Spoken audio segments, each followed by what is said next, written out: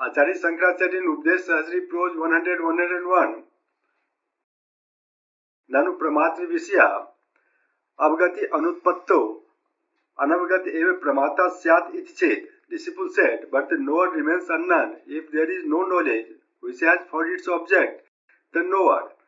No avgantu avgate avgantavya visyatvat. Teacher said, no, the knowledge of the knower has for its object the thing to be known.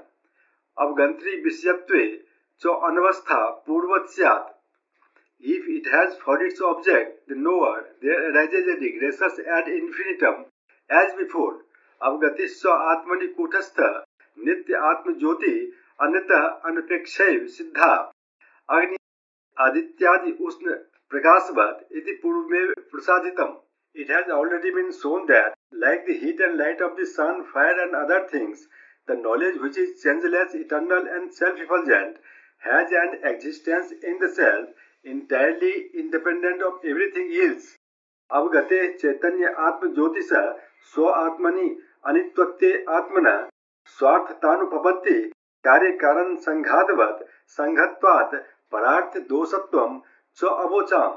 I have already said that if the self-effulgent knowledge which is there in the self were transitory, it would become unreasonable that the self existed for itself, and that being a combination, it would get impurities and have an existence for the sake of another, like the combination of body and senses. Katham, how? Chaitanya Jyotisa Swa Atmani Anitvatya Smrityadi Vyavdhanat Santaratvam. If the self-effulgent knowledge in the self were transitory, it would have a distance by the intervention of memory etc. Tatasya tasya Chaitanya Jyotisa Prag Utpatte Prodhvasad Urdhvam Atmanyev Avabhat Chakshuradhinam eve Sanghatvat Pararthasyat. It would then be non-existent in the self before being produced and after being destroyed, and the self, then a combination, would have an existence for the sake of another, like that of the I etc., produced by the combination of certain things.